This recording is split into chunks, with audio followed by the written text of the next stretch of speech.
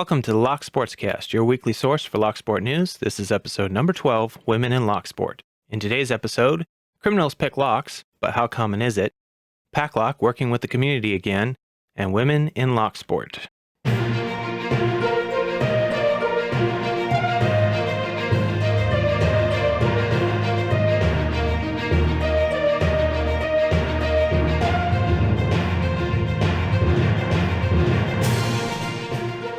All right, links to all items discussed in the show will be in the show notes. For full show notes with links, you can visit www.thelocksportscast.com.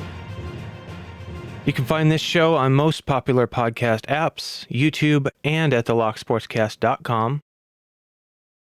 In addition to what we spoke about last week, where researchers can duplicate keys from the sounds they make in being inserted into locks, I'll have another link in the show notes. This one includes a video presentation by the researcher, and I thought you guys might get a kick out of watching that. In Locksport-related news this week, we have several lockpicking criminals, or potentially lockpicking criminals, whatever the case may be. El Dorado County Sheriff's Office reported that recently they contacted a Joseph Leonard who was parked in the greater Placerville area. He was known to the deputies, and when contacted, they searched his vehicle. During the search, they located several items suspected to have been stolen, including tools, a generator, paintball equipment, knives, and a cello. He was also in possession of lockpicking set and drugs. He was ultimately arrested for possession of drugs and burglary tools. The suspected stolen items were taken for safekeeping in the hope that the owners could be identified. We have another story entitled Minor Traffic Stop Turns into Major Trouble for Accused Thief in Stafford. Basically, they pulled over a vehicle that was missing the front license plate and had some other defective equipment, they say. I'm not sure what exactly that is, probably lights. While the officer was dealing with the driver, a resident approached and told the deputy the vehicle that he had stopped had been involved in a burglary at his home a week earlier. The basic story is I guess the home was broken into. The neighbor had some shots of a car that had been at his premises. When he was driving by and saw this vehicle stopped, he recognized the car, the missing plate and all that stuff, and contacted the deputy. And police say subsequent to a search of the vehicle, they found a lock-picking kit, multiple watches, a coin collection, a stamp collection, and the victim's checkbook inside the suspect's vehicle. Gary Loudermilk, 43, was charged with breaking and entering, grand larceny, possession of stolen property, possession of burglary tools, possession of stolen banknotes, possession of paraphernalia, and driving without a license, and he was placed in the local jail. So many criminals out there driving around with vehicles with defective equipment when they don't even have a driver's license and they've committed crimes. The intelligence level is just not there. And in a related article entitled, Do You Know What's Considered Property Crime in North Carolina? One of the items discussed here is burglary charges. Burglary charges in our state have several different degrees. The main factor influencing the charges is intent to commit a crime upon entry. Breaking and entering carries a charge of a Class 1 misdemeanor. A Class H felony charge will be filed for breaking and entering a building with intent to commit a felony or larceny. Class H felony charge also applies if the burglary included an intent to terrorize or injure the occupants of the building. A charge of burglary applies if you enter another person's home, vehicle, or workplace with the intent to commit a crime involving force or violence.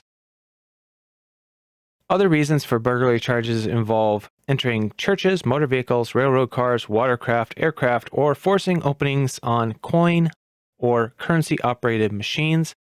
A Class I felony charge applies if you were armed with dangerous weapons, explosives, or lock-picking accessories when the burglary occurred. So basically, you can up your charge from potentially a misdemeanor up to a Class I felony in North Carolina if you are in possession of lockpicks when the crime occurs. Reminder to everybody that carrying picks does change the game. And in a more entertaining story, A mysterious giant safe appears in a farmer's field in upstate New York. I guess the farmer was away for a little while, and then when he came back, a huge safe had been just dropped in his field with a note attached saying whoever could open it could keep what's inside. Locals and authorities both tried to crack the safe and failed. They took sledgehammer to it. They knocked the dial and the handle off. They worked on the hinges and really beat it up, basically, which is kind of sad because the truth is the safe is probably empty and the only thing of value was the safe. So, and I know around here, antique shops get a pretty penny for old safes. The larger, the more they cost, so it probably destroyed whatever value was there.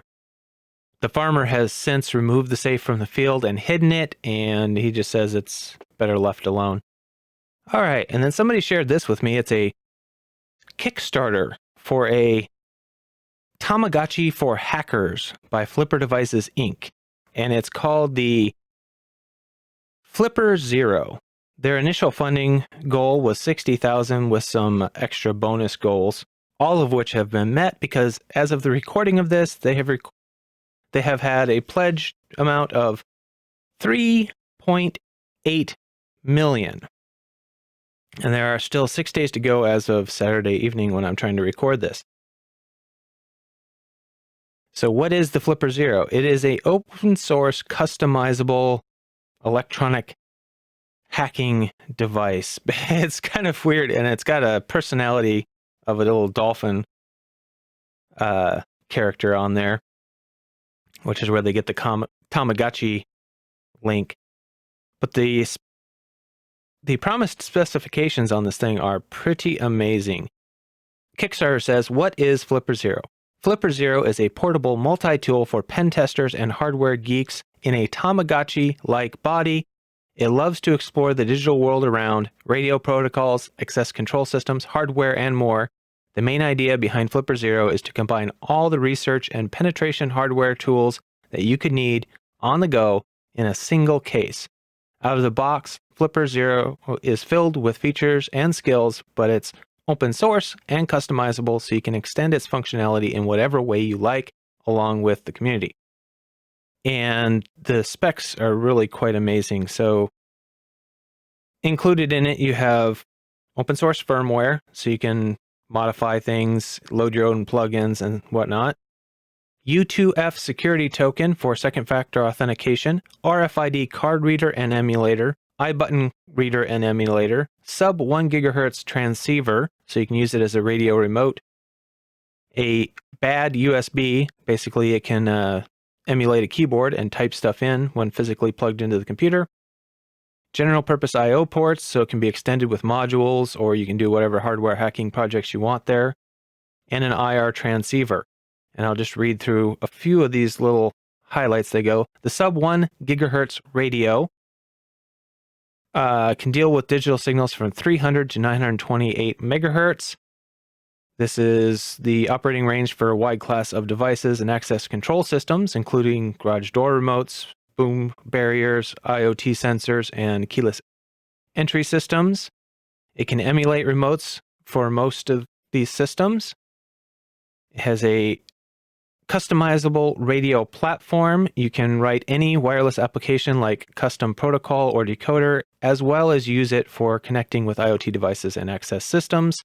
It has a signal analyzer, so you can analyze the signal and try to decode the protocol used under the hood for an unknown device. 125 kilohertz RFID. It can read the EM4100 and HID prox cards, save them to memory, and emulate any of the saved cards by choosing one from a menu. You can also emulate the card by entering its ID manually. It has iButton contact keys. Flipper can easily read the keys, save IDs into memory, write IDs to blank keys, and emulate the key itself. The same contact pad can be used to simulate keys from memory. Just place the flipper to the system reader, it says. It can act as a U2F security token. which can be used for second-factor authentication on Google, Twitter, Facebook, Dropbox, LastPass, Amazon, and others. It has an infrared transceiver, so you can use it as a universal remote, and with most things that do IR-based communications. It has an infrared learning feature, so it can catch signals and save them to memory. It's completely open source firmware, so you can go through its source code, you can modify it, you can add plugins to enhance its capabilities. They promise an SDK for all platforms, Windows, Mac, and Linux. It is a hardware hacking tool as well because it has 12 built-in GPIO pins that are 5-volt tolerant with a 3.3-volt logic level and allow you to connect it to any piece of hardware while running your own code, controlling it with buttons, and printing debug messages to the LCD display. They can also be used to extend its functionality with plug-in modules. It has a bad USB mode, so you can write your own keyboard payloads. It will plug into a computer and be identified as a keyboard, and at which point it can enter any predetermined script or series of keystrokes. They had stretch goals, and if they reached 300,000, they were going to design and build in a Bluetooth module. They were going to do a NFC module. And both of those have obviously been met with the 3.8 million. Their current goal is to, once this closes out, to get started on finishing up some of the development stuff and production. And they should be shipping somewhere in February of 2021 is their current goal.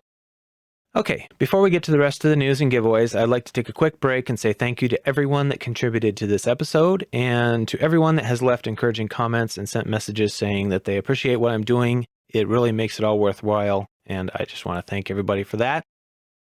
Executive producers for this episode are our Patreon subscribers. We have Medler, Pandafrog, and Michael Gilchrist.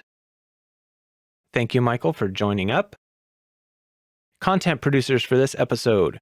We have Redheaded Lockpicker, Starry Lock, Anarchy 1, Keyless Entry, The Bone in the Box, Sunseb, and Sherelle. Links to all of their YouTube channels will be in the show notes because they all have them. Please check out their channels, and if you don't already subscribe and support them, please support them just like they've been supporting this show. This podcast is only possible because of the support provided by the community. So if you value the podcast, please help support it by sending in your news, links, events, giveaway information, whatever you have that's Locksport or Lock related. You can send that to podcast@thelocksportscast.com or any of the other contact methods listed in the show notes. Or you can find a full list of how to contact me at support.thelocksportscast.com. Don't forget to share the podcast with your lockpicking friends. You can leave a review on your favorite podcasting platform or comments and a thumbs up on YouTube. That helps discoverability. Or you can subscribe on Patreon or donate via PayPal. All right, in community news, since we had so many stories this week of lockpicking criminals, I thought it was well-timed that the not-so-civil engineer put out a video called Do Burglars Pick Locks? He says, have you ever wondered how many burglaries are due to lockpicking? Well, I crunched the numbers. And he did. He went through the research and the stats and crunched the numbers, and he figured out approximately what percentage of burglaries are due to lockpicking. And he's talking residential burglaries in his particular thing. How does this apply to your door? And hint, it's a small percentage. But surprisingly, it's actually more than I would have suspected before I started collecting stories for this podcast and stuff. But it's still a very small number. So it's a really good video. You should go check it out. Again, like everything else, link will be in the show notes. And then on the Lockpickers United YouTube channel, Culper Woodhill has started a series over there called Through the Belts. And I'll just read what he sent me here. We have a new LPU YouTube series called Through the Belts, where I host anyone and everyone picking locks white belt through black belt monthly. We are requesting that anyone interested email unitedlockpickers@gmail.com with the title of the email through the belts, and that is not case sensitive. So just make sure you have through the belts in there. Our goal is to shed some light for everyone in the LPU community. Hope this helps. And the description on the first video that he released is, this is LPU's new series, Through the Belts. Here we will discover LPU lockpickers from all walks of life and from all over the world, picking locks for each belt rank. It is our goal to motivate and foster lockpicking within our community. You don't have to have the best of equipment to pick a lock, and we will make it our goal to showcase your accomplishments, have fun picking, we'll support you, and be safe. And then PACLOCK USA has been active on Twitter and Reddit and Instagram. And one of the things that they posted, this was from the PACLOCK USA account on the subreddit. Should we list a PL410 Pro on Amazon that is unwelded so it can be gutted? Maybe only hard biddings too? Locksport edition TM? I'll have a link to that thread in the show notes, but I'll just highlight some of the stuff that came up. There were a bunch of people that had concerns that non-Locksporters would order them by mistake and then end up leaving bad reviews and doing returns because they didn't expect a lock that would fall apart. And the Pac Prez replied from his account, "Oh boy, see what happens when I don't keep my eye on the marketing team? They're even crazier at trying to make the customer happy than I am." Many of you hit on a key point. No matter how hard we try to explain to people that the item will be unwelded, a bunch of people will buy them and complain. So, how about this?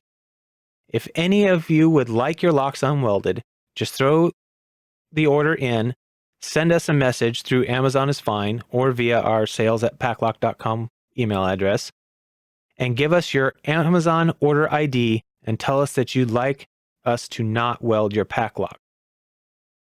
We should be able to manage that okay. Just keep in mind that right now, we pretty much guarantee we'll ship our Amazon orders in 2 days or less, and we're pushing ourselves to drop that down to 1 day ship time.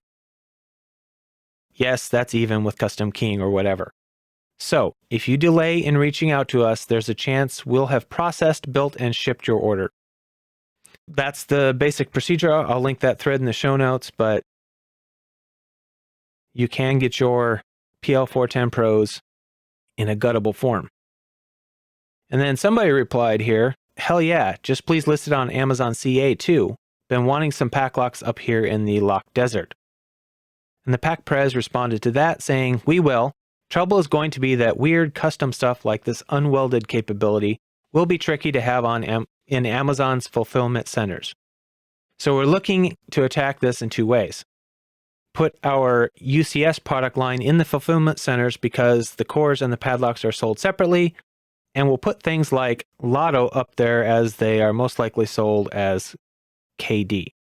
But all the other stuff will need to be shipped from Los Angeles, and there we are working to figure out how to get the cheapest shipping and customs setup we can to where PACLOCK pays for all of that.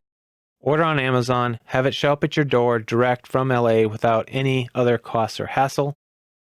That's a decent sized task for us to figure out. We'll work on it." Okay, and the next story is going to be a little too late for everybody listening to this. I just wanted to highlight it because it shows that they're working with the community again.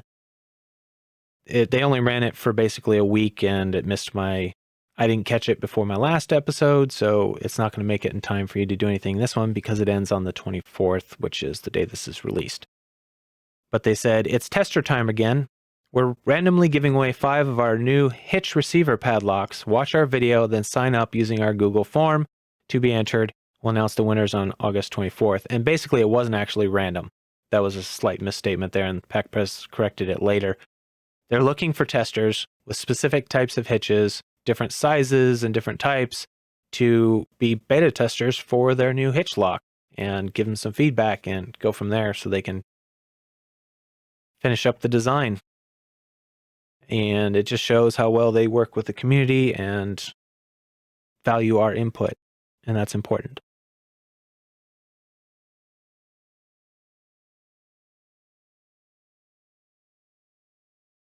All right.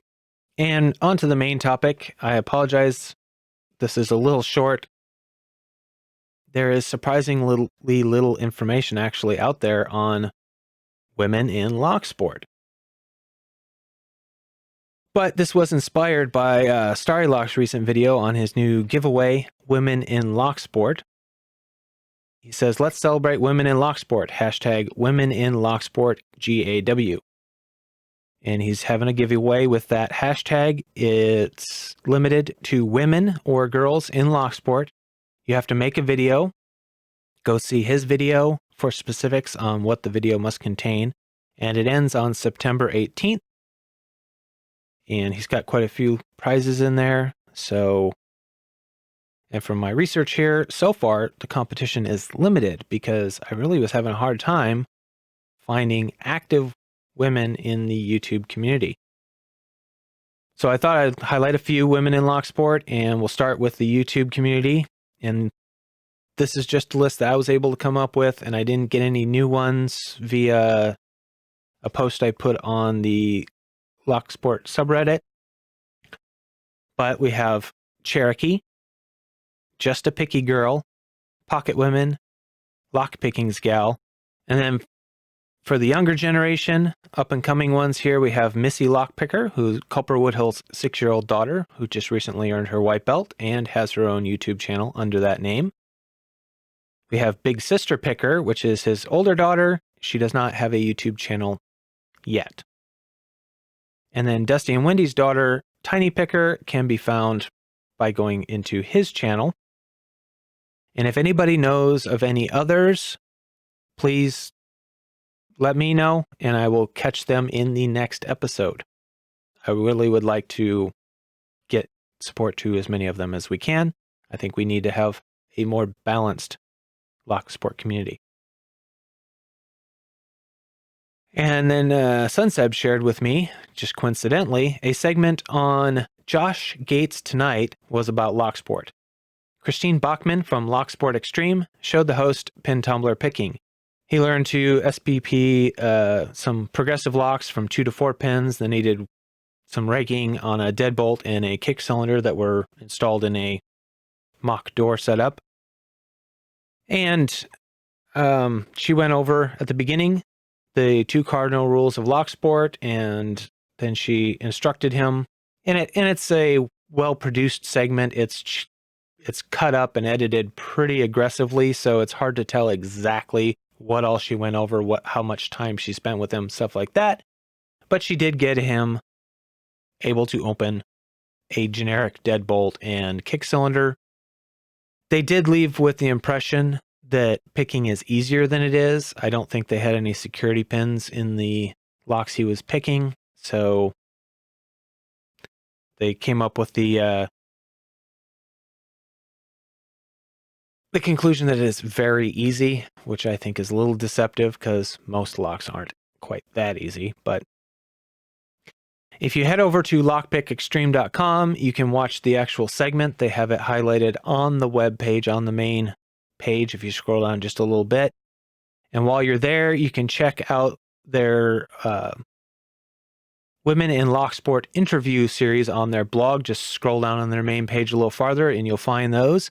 They have interviewed several women in Locksport. I think there's 3 or 4. One of those being Christina Palmer. And she has several writings on the elvencraft.com Locksport reference page there. So she talks about picks and making pick design and stuff like that.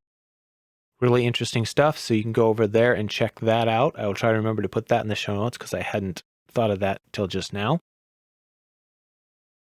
And then somebody sent me links to Multi-Pick's new pick collection offerings. And they're 4 new lock pick sets from Multi-Pick. They are definitely flagged as new on their site, and they're Christina Palmer's designs. So I will have links to those in the show notes in case anybody's interested in picking up some of her design sets.